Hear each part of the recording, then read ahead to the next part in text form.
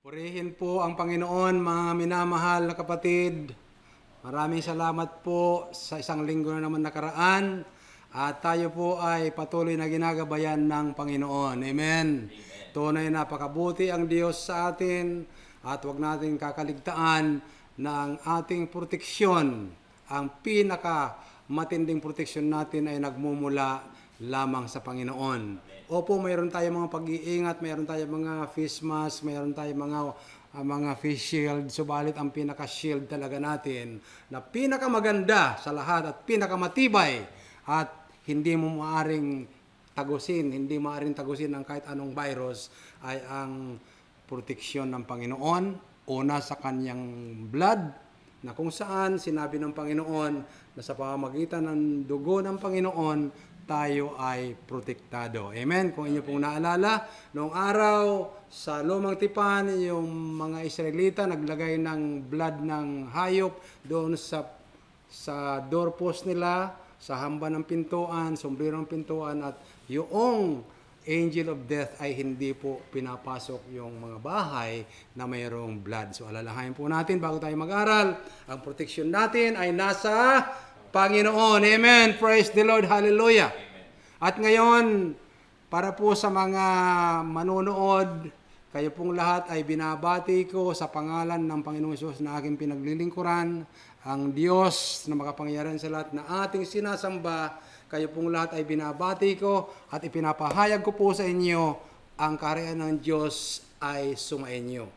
In Jesus' mighty name, amen and amen. Mga kapatid, tulad noong pinag-aralan po natin noong nakaraan, tungkol po doon sa topic na yung babaeng 12 years nang may sakit.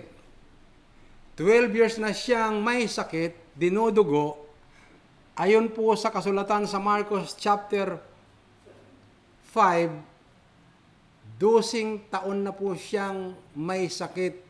Naubos na sa kapapagamot ang kanyang ari-arian. Lahat ng mga espesyalistang doktor ay napuntahanan niya. Ayon po sa kasulatan, lahat na halos na mga manggagamot ay pinuntahan niya. Subalit, hindi po gumaling at lalong lumulubha. At ang napakamagandang nangyari po, noong narinig niya ng babaeng ito na 12 years ng dinudugo na si Jesus Christ ay parating, kahit napakaraming taong nagsisiksikan sa likod at sa paligid ng Panginoong Hesus, siya po ay nagsumikap na sumiksik hanggang sa makalapit sa likod ng Panginoong Hesus at hinipo niya ang laylayan ng damit. So, noong nakaraang linggong itinuro ko po yun, nangako ako sa inyo na sa susunod, sabi ko po, sasabihin ko sa inyo ang mayroon sa laylayan ng damit ng Panginoong Hesus, kung bakit ba makapangyarihan, kung bakit ba parang andun yung power sa laylayan ng damit. Sabi nga nung iba, nahipo lamang yung likod o laylayan ng damit. Subalit hindi lang po basta laylayan yon. Hindi lang po basta mayroong damit na nakausli at hinawakan. Mayroon po, pag-aaralan po natin yan. So dahil po sa pangako ko sa inyo, ang lahat na makakarinig po ngayon ay pinagpala. At alam ko po sa pangalan ng Panginoong Hesus, ngayon pa lamang po ay ipinapahayag ko na ang kalutasan ng inyong mga problema, sapagkat ang sino mang marating ng katuruang ito, ang sino mang marating na tao sa pamamagitan ng social media, ay ang salita ng Diyos ay purong-puro na maririnig ninyo na ang salita ng Diyos ay mayroong kapangyarihan ito. Dahil maging sa creation ng mundo, salita ng Diyos muna. At dahil salita ng Diyos, nagkaroon po ng mga bagay na ating nakikita. Amen? Ngayon, ang pag-aaralan po natin ay bali part 2 Nung una po, God's Kingdom Principle of Healing, Part 1. Ngayon po, ang pag-aaralan naman po natin ay God's Principle Healing, Part 2. Noon po ang subtitle natin o ang subtitle po natin na sinabi ko sa inyo noon ay A Touch of Faith. Dahil nung hinipo ng babae, ang laylayan ng damit ng Panginoong Hesus ay nagkaroon po siya agad ng kagalingan. So ngayon naman po ay ang part 2. Ang subtitle po nito ay The Tassels. Yung ano ba yung tassels? Yung laylayan o yung nakalagay sa damit ng Panginoong Hesukristo. So ngayon po, titingnan po natin sa Mark chapter 6 verse 56 at sa Matthew chapter 14 verse 36, bakit nga ba napaka in demand sa mga may sakit yung laylayan ng damit ng Panginoong Hesus.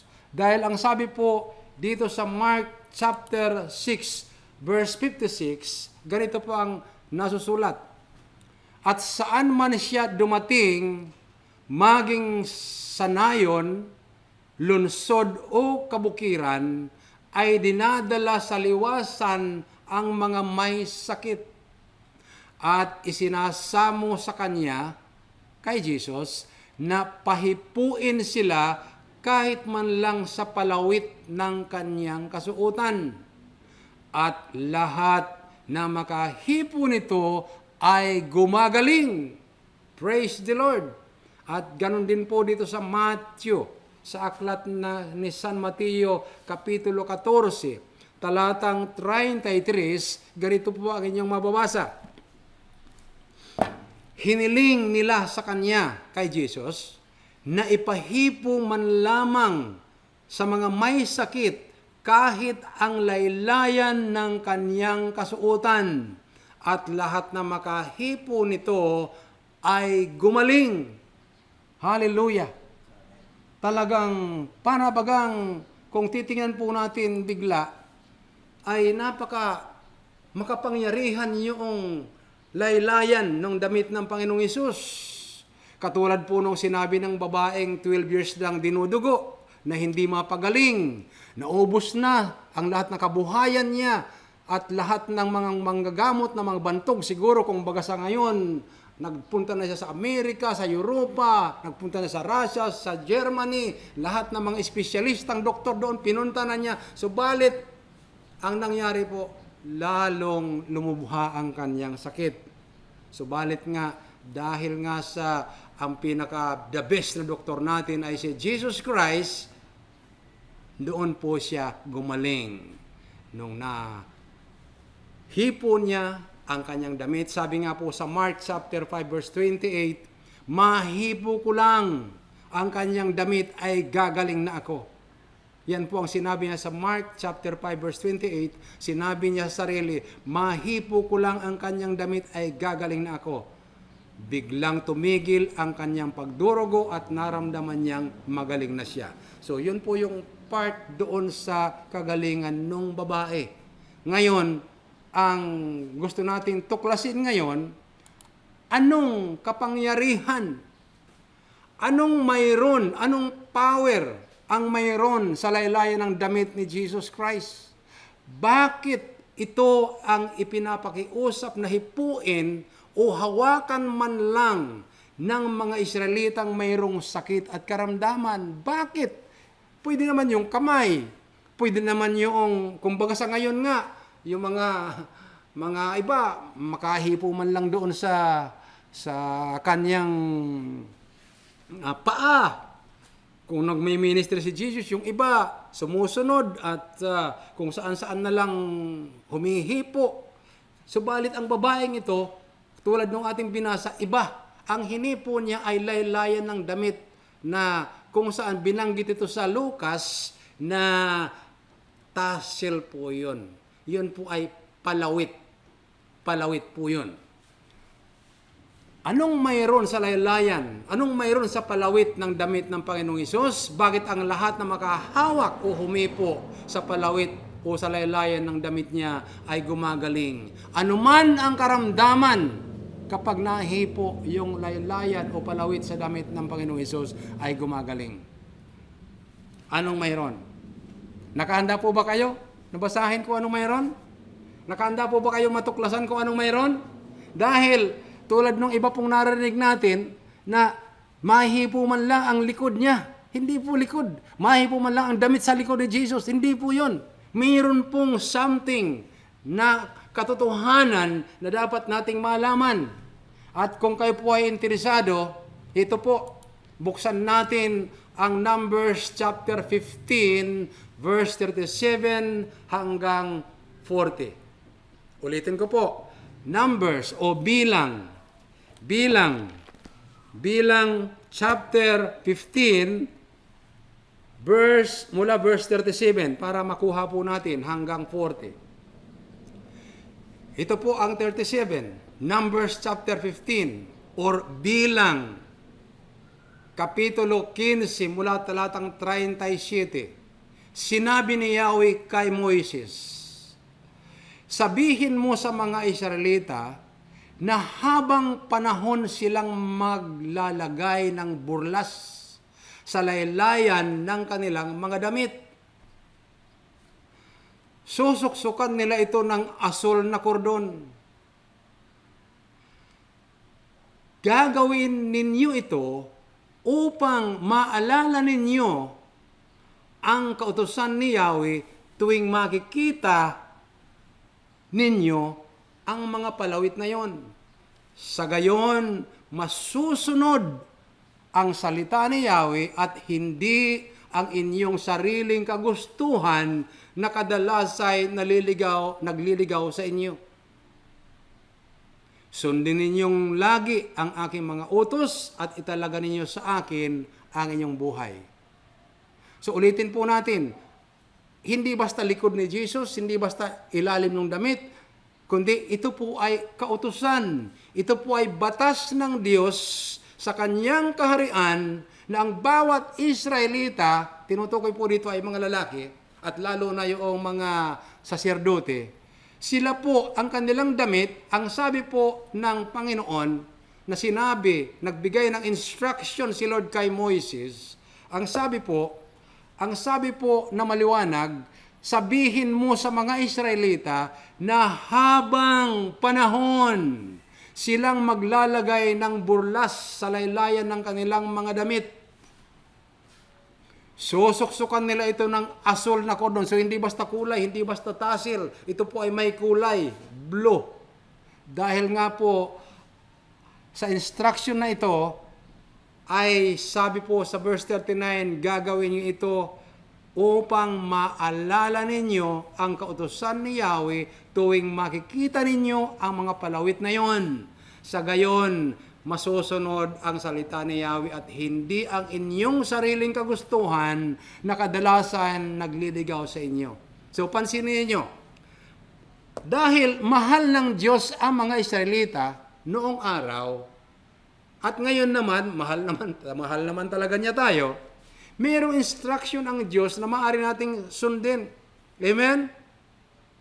Na mayroon pong design si Lord na kung saan ang palatandaan na ibinigay ng Panginoon ay nasa laylayan ng damit. Ang tinutukoy po ditong damit, yung mga pang-ibabaw na damit ng mga Israelita, yun pong pang-ibabaw na ako nga po mayroon ako, hindi nga lang blue yung tassel. So, yun po ang nagpapaalala ng mga salita ng Diyos, ng kautusan ng Diyos. Sabi po, ulitin ko po yung verse 39 sa Numbers chapter 15, gagawin ninyo ito upang maalala ninyo ang kautusan ni Yahweh tuwing makikita ninyo ang mga palawit na yun. So, napakaganda, galing talaga ni Lord, no? Sabi sa Deuteronomy chapter 6, ituro sa mga bata ang salita ng Diyos sa loob at labas maging sa pamamasyal, maging sa loob ng tahanan, maging sa pamamahinga, maging sa pagtulog, ituro ang salita ng Diyos at ito'y ilagay sa mga trangkahan, ilitering, ipulupot sa kanilang kamay, o iba inilagay sa noo, mga word of God na kung saan laging maalala. Ibig sabihin, napakahalaga ng salita ng Diyos, mga kapatid. Amen? Napakahalaga ang salita ng Diyos na kung saan dito lamang tayo dapat kumuha ng ilalakad natin. Dahil ang tawag po talaga nito, ang sabi nga po sa Hebrew Bible, ito po ay Holy Scripture. Hindi po ito, ewan kung kailan ito sinabing Bible. Ang talagang original tawag po nito ay Holy Scripture o banal na skripto ng Diyos. Ibig sabihin, kung si Jesus Christ, nung siya po ay naparito, ay lumakad lamang sang-ayon sa script, tayo din po ay mamumuhay din sa mundong ito, sang-ayon lang din sa script na kung saan tinatawag nating mga salita ng Diyos. So alam na natin yan, ang script ay ginagamit po ng mga artista. Kahit anong galing mong artista, kahit anong galing mong bida ka, hindi ka maaaring sumuway, hindi ka maaaring mag-sidetrack doon sa script.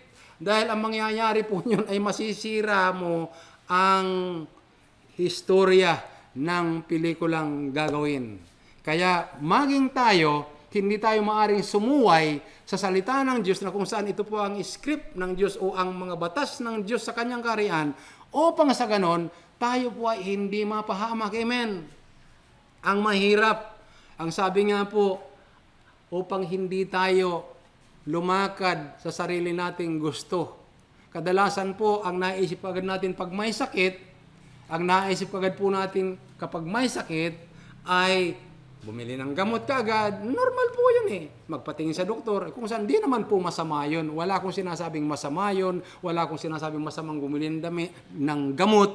Ang ibig ko pong sabihin, bakit hindi na muna natin unahin ang Panginoon na tumawag sa Kanya kung tayo ay mayroong karamdaman? Amen. Na kung saan kadalasan naalala, kung saan umaasa sa Diyos, kung kailan wala na talagang pambili tulad ng babaeng 12 taon nang nagpapagamot at kung saan-saan na dumadayo, kung saan-saan na nagpupunta mga doktor, hanggang nung naubos na ang kanyang kabuhayan, siguro nga, sa loob-loob, kahit kalabaw siguro, nasangla na o nabinta na, kahit siguro yung aso nilang mahal na mahal nila, malamang baka bininta na rin nila upang gumaling lamang, sapagkat alam ninyo mga kapatid, kahit napakarami mong pira, napakarami mong salapi, napakarami mong kayamanan, ang napakahalaga pa rin ay ang kalusugan. Ang buhay natin ay higit sa lahat. Kailangan itong mabuhay na malusog. Tingnan po natin ngayon sa pandemya ngayon. Itong pandemic ngayon, tingnan natin. Hindi mo masabing ang ganda ng kotse ko. Anong gagawin mo sa kotse mo? Hindi mo masabing ang gaganda ng mga damit ko. Saan mo gagamitin yon? Wala naman party, wala naman mga okasyon.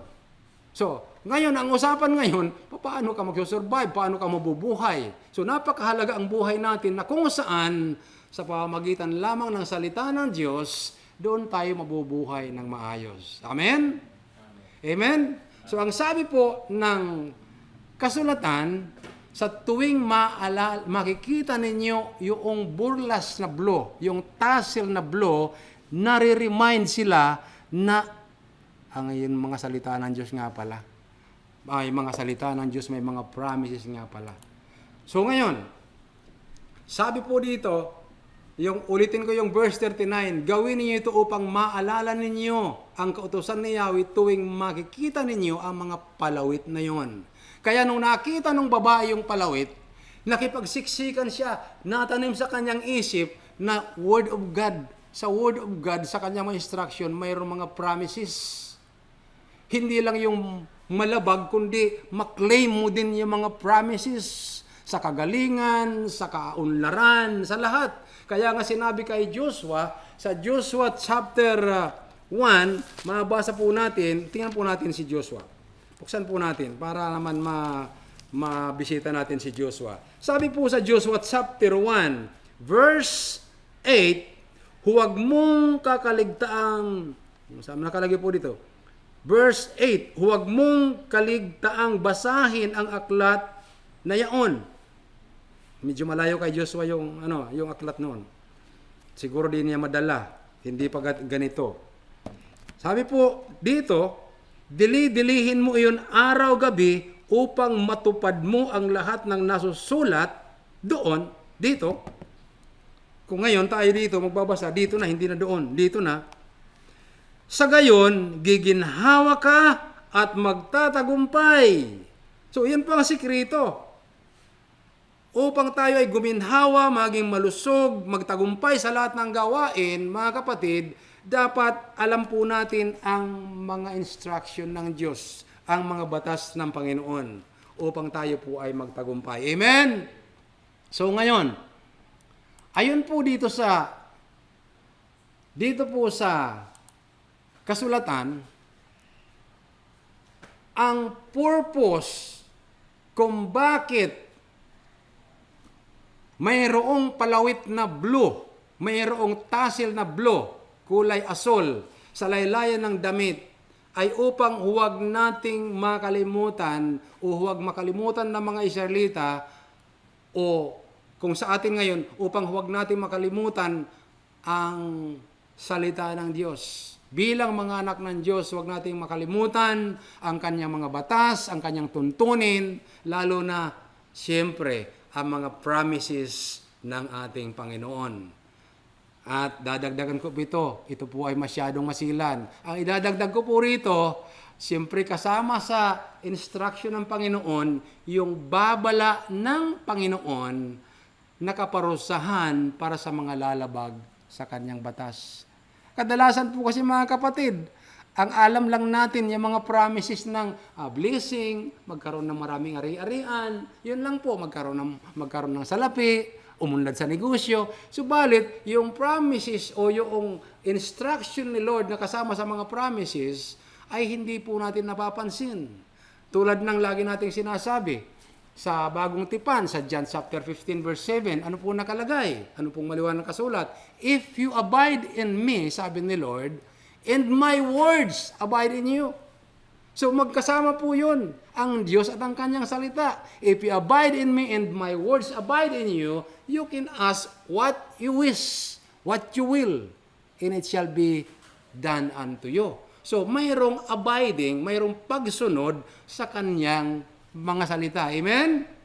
Basahin po natin ang mga promises ni Lord. Kaunti lang po ito dahil ang gusto ko po ay malinaw sa inyo, hindi masyadong mahaba at mapagbulay-bulayan yung mga talata.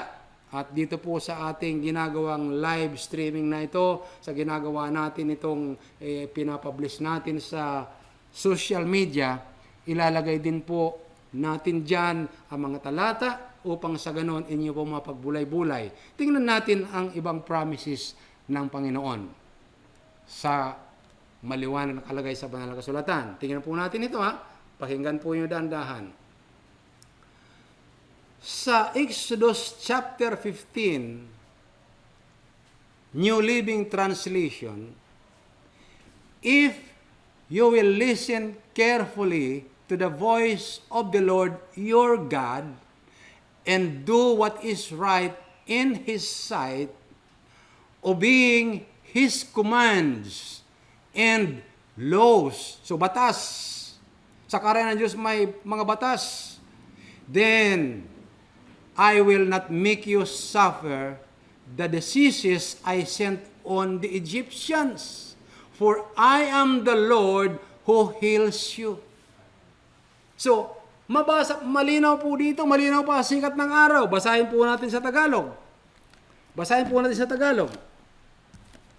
Ang sabi niya, sabi ng Diyos, kung ako ay buong puso ninyong susundin, kung gagawin ninyo ang matuwid at susundin ang aking kautusan at mga tuntunin, hindi ko ipaparanas sa inyo, ulitin ko, hindi ko ipaparanas sa inyo ang alinman sa mga sakit na ipinadala ko sa Ehipto.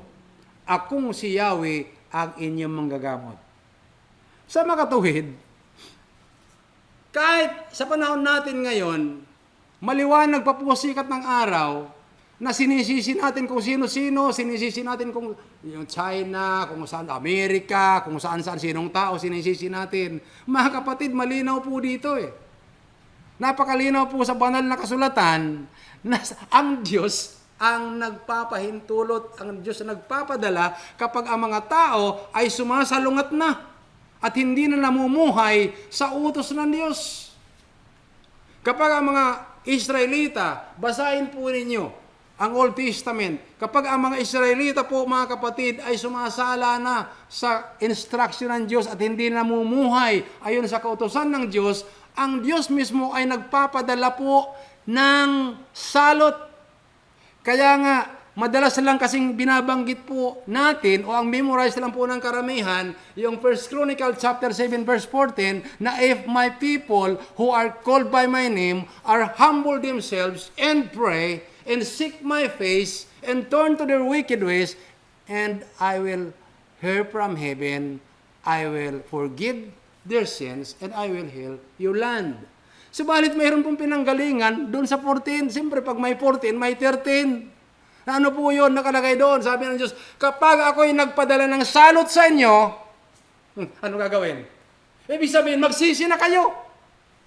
Magbalik loob na kayo sa Diyos. Iwanan ninyo ang inyong mga kasalanan. Tumawag kayo sa akin. Manikluhod kayo. Ang sabi ng kasulatan, seek my face and turn to their wicked ways. And I will hear from heaven. I will forgive their sins and will heal their land. Maliwanag po yun na ang Diyos nagpapadala. So itong salot na ito, ipinahintulot ng Diyos na mangyari sa buong mundo, maging sa atin, sa bansa natin, dahil nakita naman po ninyo.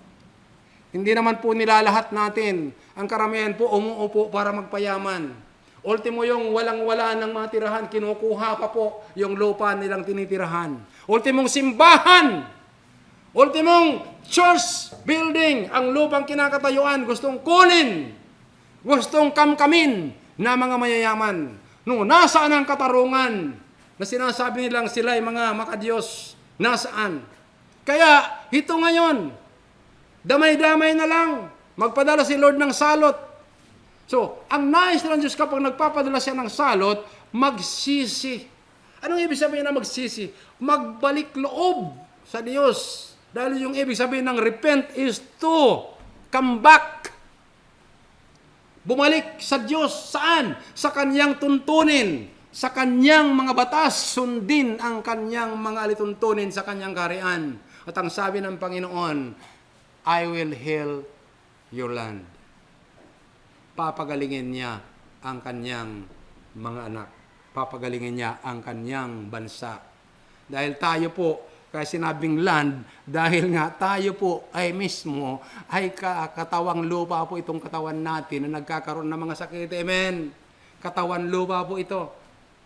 Ang sabi niya, ang sabi ng Diyos, kung ako ay buong puso ninyong susundin, kung gagawin ninyo ang matuwid at susundin ang aking kautusan at mga tuntunin, hindi ko ipaparanas sa inyo ang alinman sa mga sakit na ipinadala ko sa Ehipto.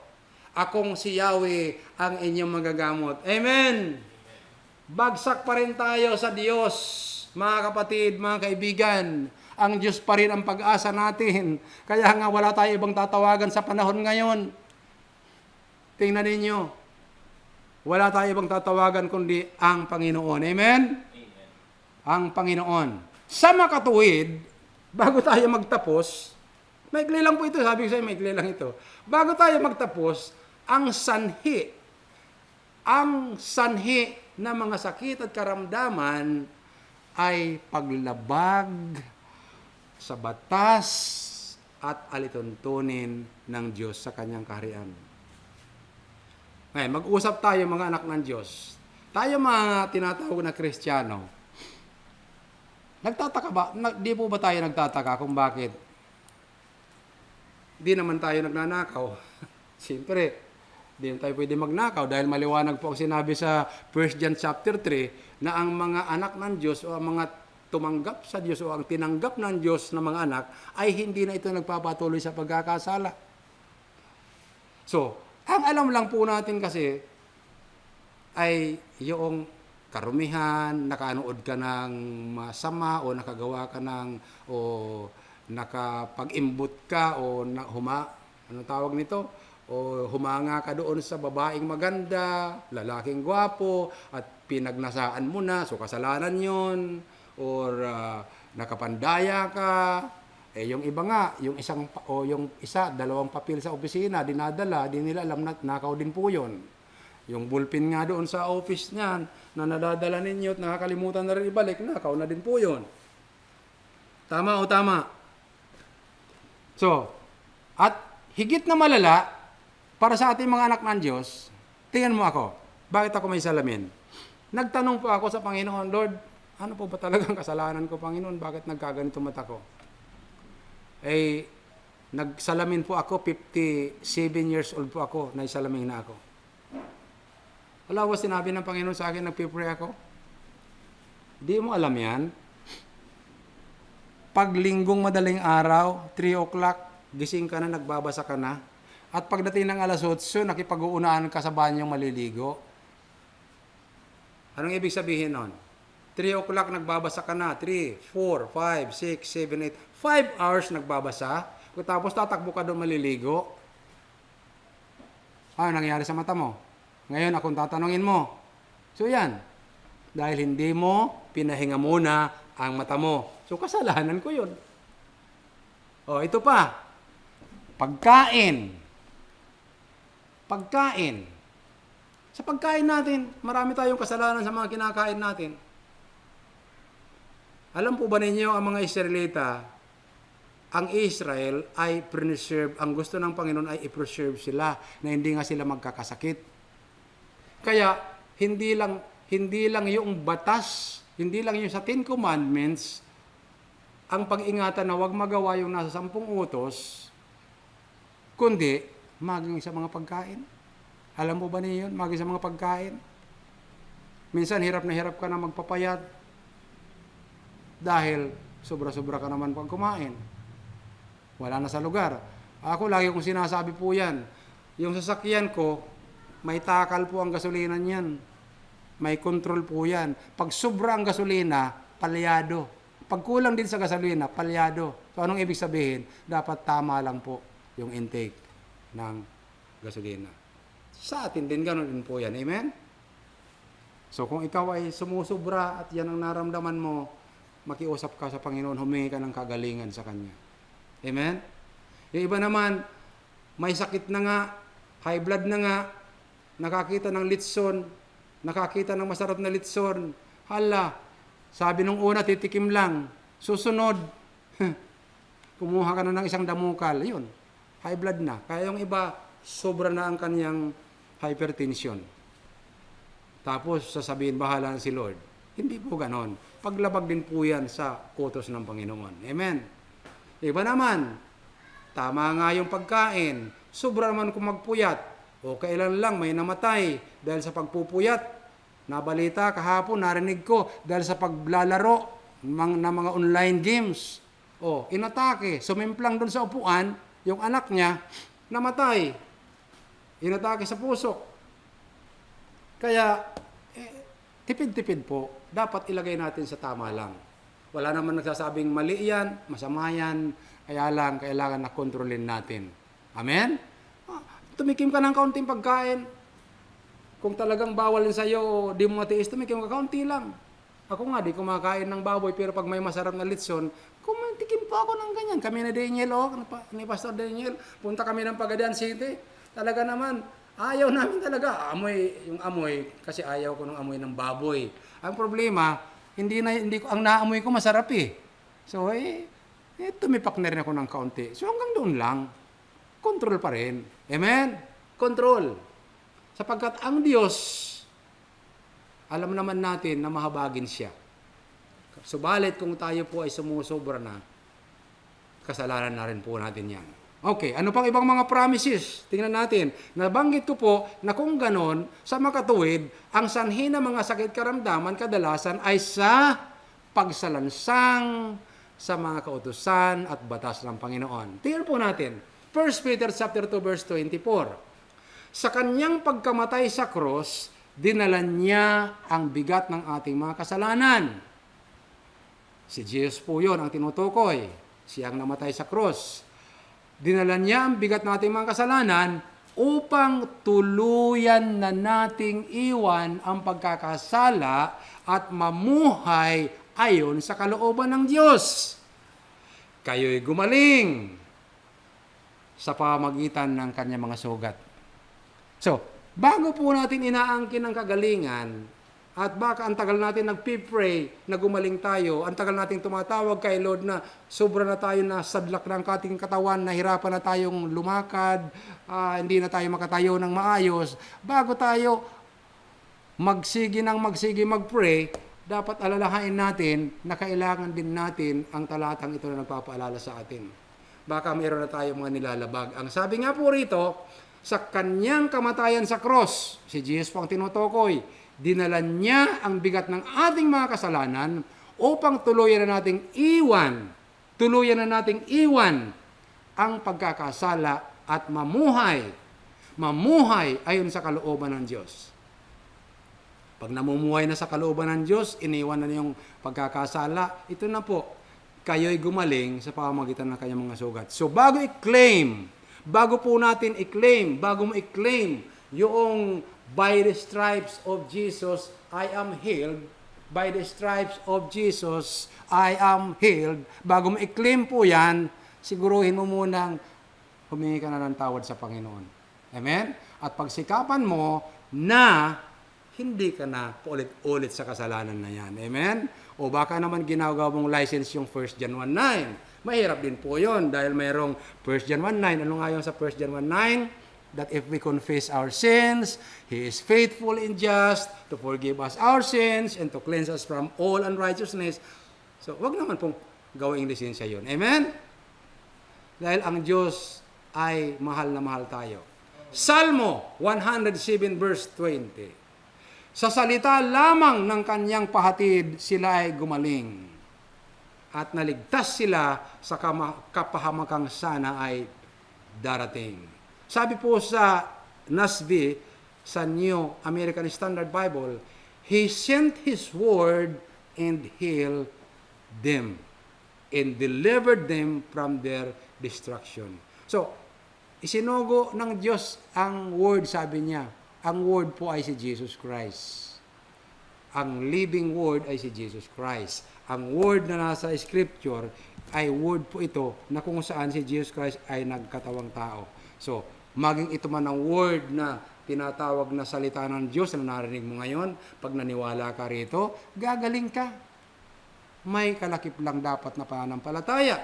Dahil yung ginawa nga ng babae na 12 years na dinudugo, na naubos na ang kabuhayan sa paggamot, ang sabi niya, mahipo ko lamang ang laylayan, ang tassel, yung blue na yun, na gumagalaw-galaw, na nagpapaalala sa mga promises ni God. Mahipo ko lang yun, ang promise ni God na yun, stiyak talaga ako dahil word of God yan. Ibig sabihin, sinusunod ko yung sinabi ng Panginoon. Na matanaw ko lang yun at mahipo ko yun. Ang ibig sabihin po, ulitin ko, ang ibig sabihin, hindi lang hinipo, kundi hinawakan niya. Anong ibig sabihin? Pinanghawakan niya ang promises ni Lord. Hinawakan niya ang promise ni God tungkol sa kagalingan. Amen? Nung nahawakan niya, pinanghawakan niya, yun ang sinasabing pananampalataya. Na ang pananampalataya natin, bagamat hindi yung panararamdaman, dahil ang pananampalataya wala naman o hindi naman dinadaan sa pakiramdam.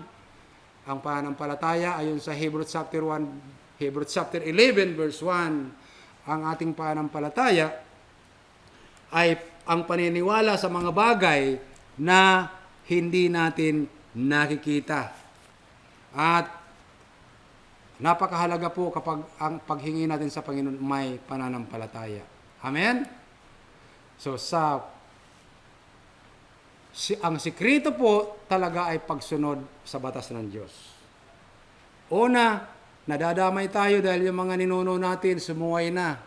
Sumuway na sila. Pagkatapos yung lifestyle naman nila, kahit tayo mga anak ng Diyos, di nga tayo nagkakasalang literal sa mga bagay-bagay na mapagnanakaw, pagkasalita ng masama. Kaya lang yung lifestyle nila, ang ibig kong sabihin, yung mga kinakain nila at iniinom, yun din po ang pinapractice natin, nagkakasakit. Kaya nga minsan sinasabi, ay lahi kasi ng may diabetes yan. Pero hindi ba yun nakikita na yung cells na galing doon sa kanya ay hindi naman po yun apektado? Bago po yun. Ang nangyari lang, yung lifestyle po, ang siyang nagagaya mo. Kaya ganun po nangyari. So ngayon, anong gagawin po natin? Tayo po ay kailangan manalangin.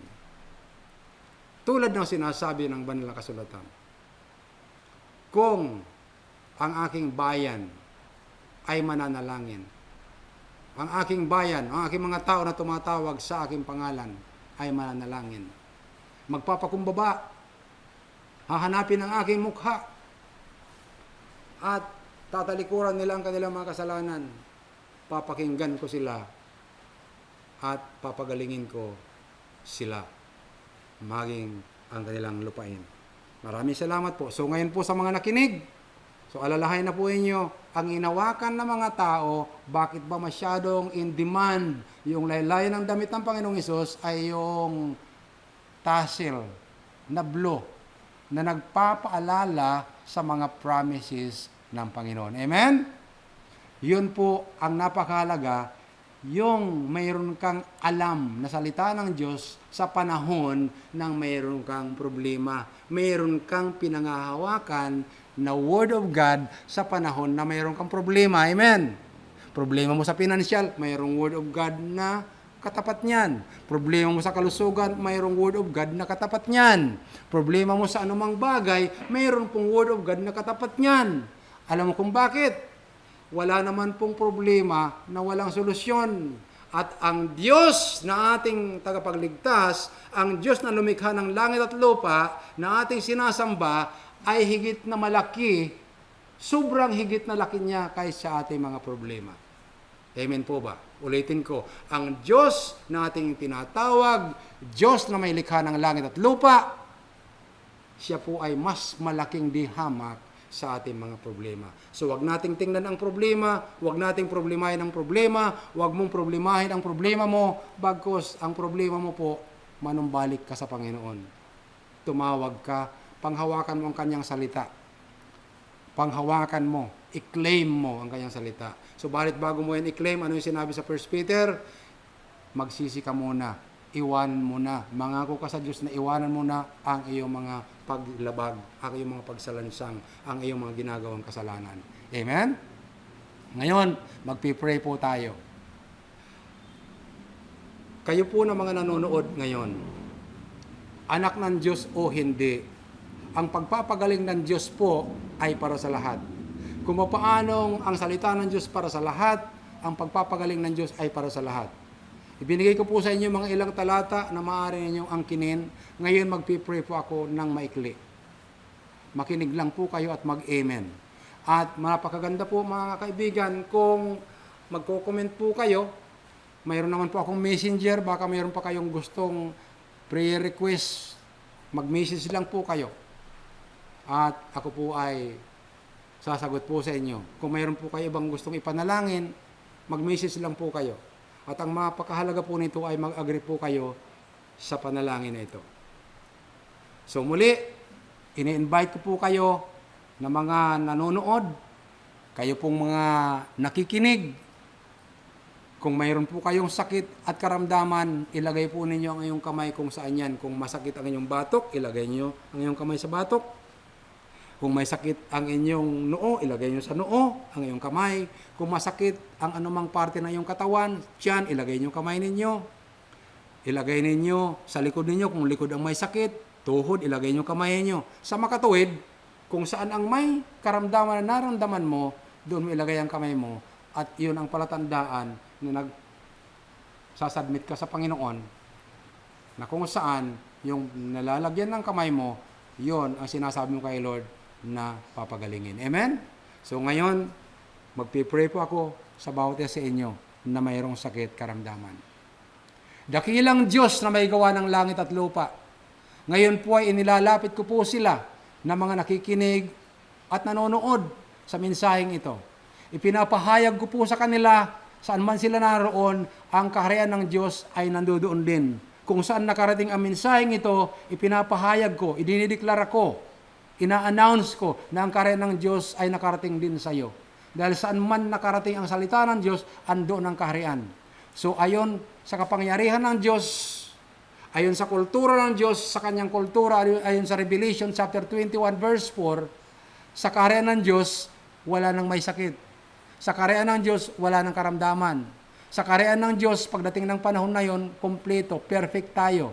Subalit, hindi pa man dumarating yung Revelation chapter 21 verse 4 na yan, kahit ngayon pa lamang, sikapin na po nating i-practice ito sapagkat yun nga ang mangyayari. Dahil si Lord nagpagaling na rin kahit sa kanyang ministeryo, 2,000 years na nakakaraan. At yung mga apostol, nangaral at nagpagaling din sa pangalan ng Panginoong Hesus, pinagaling din niya yung mga may sakit. So, hanggang ngayon, dahil buhay ang Diyos, kami na mga tinatawag na mga sugo ng Diyos o mga ambassador ng Panginoon, ay ganon din ang mangyayari sa iyo kung maniniwala ka. Ngayon, magpipray na ako. Ilagay na ang kamay at sinsirong makinig sa panalangin na ito. Dakilang Diyos na may gawa ng langit at lupa, nakikita mo, Panginoon, ang mga anak mo, ang mga tao na nakalihan sa kanilang lugar kung saan may sakit. Pinapahayag ko sa pangalan ng Panginoong Jesucristo ang kagalingan nila. Ano man ang kanilang karamdaman, maging ito'y sa tuhod, maging ito'y sa batok, maging ito'y sa ulo, saan man lugar sa kanilang katawan, ang sakit na yan ay gagaling na yan sa pangalan ni Jesus. Sapagkat nasusulat na walang imposible sa iyo, walang distansya na hindi kayang abutin ng Panginoon. Wala ring limitasyon sa oras. Kahit ito'y napakinggan mo na sa next week pa, wala ring limitasyon sapagkat ang salita ng Diyos ay buhay. Kaya ngayon pa lang tanggapin mo ang kagalingan ng Panginoong Hesus. In the name of Jesus, kung ikaw man may rayuma, gumaling. Kung ikaw man may high blood ka, gumaling. Kung ikaw man may karamdaman sa iyong ngipin, sa iyong mata, gumaling. Kung ikaw man ay bingi, makarinig ka in Jesus' name. Kung ikaw man ay pipi, magsalita ka in Jesus' name. Kung ikaw man ay pilay, sa pangalan ni Kristo Jesus, lumakad ka. Kung ikaw ay lumpo, tumayo ka in Jesus' name. At anuman ang sakit karamdaman mo, gumaling ka in Jesus' name. Salamat po, Panginoon. Salamat sa mga anak mong ito na nakinig. Salamat po, Panginoon, sa mga anak mong nag-claim ng healing. At ngayon po, hayaan mo, Lord, na ikaw ang kanyang makilala ng lubusan para sa mga tao ngayon palang nakarinig ng mensaheng ito. Mga kababayan o mga kapatid, mga friend, na kung saan ngayon pa lamang kayo nakarinig nito, na kung kayo hindi pa siguradong kayo anak na ng Diyos o Kristiyano, sumunod kayo sa maikling panalangin ito. Dahil kailangan mo rin, bukod sa ikaw ay tumanggap ng kagalingan, kailangan mo makilala ang Panginoong Hesus sapagkat si Lord Jesus lamang ang pinaka-gate pass upang makapasok ka sa kaharian ng Diyos. Si Lord Jesus lamang ang pinaka-visa upang makarating ka sa kaharian ng Diyos. Walang iba. Hindi po ito pang relihiyon. Ang aking pangaral po ay hindi pang relihiyon. Ako po ay nangangaral tungkol sa kaharian ng Diyos. Sapagkat sa kaharian ng Diyos ay kumpleto sa lahat ng bagay. Sa kaharian ng Diyos ay mai-enjoy mo ang iyong buhay. Amen? So ngayon, kapatid, kung ngayon ka palang nakarinig nito at di ka pa nakakasigurong ikaw ay anak na ng Diyos, sumunod ka sa prayer na ito. Dadahan-dahanin ko para makasunod ka. Sapagkat sinabi sa Romans chapter 10 verse 9 and 10 na kung ipapahayag mo sa iyong mga labi na si Jesus ay iyong Panginoon at mananalig ka ng buong puso, ay maliligtas ka. Kaya dapat ikaw ay sumunod sa panalangin ito dahil ang sabi ng kasulatan sa mula sa iyong puso at pagbigkas ng iyong mga labi, ikaw ay maliligtas. Amen? So ganito po yan. Sabihin ng Panginoong Hesus, nagpapasalamat po ako na narinig ko ang iyong salita, lalo na sa kagalingan at aking kalusugan. Panginoong Hesus, alam ko pong ako'y nagkakasala sa isip, sa salita at sa gawa. Pinagsisisihan ko po ito, Lord. Hinihingi ko po at hinihiling ang banal mong dugo na hugasan mo ako ng banal mong dugo. Sa aking mga karumihan, hugasan mo ako at patawarin sa aking mga kasalanan. At sa oras na ito, naniniwala po ako, Lord, na ako'y pinatawad mo na at nilinis mo na ang aking mga karumihan. At ngayon, binubuksan ko ang aking puso. Tinatanggap kita bilang Panginoon at aking tagapagligtas. At nangangako po ako na ikaw lamang ang aking sasambahin sapagkat ikaw lamang ang Diyos at wala nang ibang Diyos na aking tatawagan. Ikaw lamang sapagkat ikaw ang lumikha ng langit at lupa at nasusulat nga po na bawal sumamba sa mga nilikha lamang ng Diyos. Ang kailangan sambahin lang natin ay ang manlilikha. Sa ngayon, maraming salamat, Panginoon. Sabihin mo, maraming salamat, Panginoon, na ako ay anak mo na. Salamat po na pinatawad mo na ako. Salamat po at kasabay na rin pinagaling mo na ako. Sabihin mo, thank you, Lord. In Jesus' name, amen and amen. So, we welcome you sa kaharian ng Diyos. Hindi po reliyon, kundi kaharian ng Diyos. Ito lamang bilin ko. Sa oras na ito, ang sino mang sumabay na sa panalangin ko, na tinanggap mo si Lord Jesus, sa oras ding ito, ibinigay na sa iyo ang Holy Spirit. At sa oras ding ito, ayon sa Colossians chapter 1 verse 13, transfer ka na. Kinuha ka na ni Father God sa kaharian ng kadiliman at inilipat ka na kaagad sa kaharian ng kaliwanagan, kaharian ni Jesus Christ. Kaya ngayon, wala ka na sa dati mong buhay, kundi narito ka na sa bagong buhay. So, pag-aaralan mo na ngayon ng Bible, pag-aaralan mo na ngayon ng Scripture, upang ang iyong buhay ay maipamuhay na po alinsunod na lamang sa banal na kasulatan. Amen? At sa ganon, ang buhay mo nakalinya lang dito. Sapagkat ang mga anak ng Diyos ay may kultura, may batas, na sang-ayon lamang dapat dito ang ating pinamumuhay. Amen? So hanggang sa muli, pagpalain kayo ng Panginoon. Salamat po, Holy Spirit. Maraming salamat po, Banal na Espiritu, sa pag-guide mo sa aking pagtuturo. Salamat po sa katalinuhan, karunungan na kaloob mo, na ikaw rin magpaunawa sa mga nakinig. At ikaw din po ang patuloy naming pinupuri at pinapasalamatan amang banal. Sa pangalan ni Jesus, lahat magsabi ng Amen. Magsabi ng malakas na Amen. Hanggang sa muli po ang ating pag-aaral. Pagpalain kayong lahat ng Panginoon. Thank you po.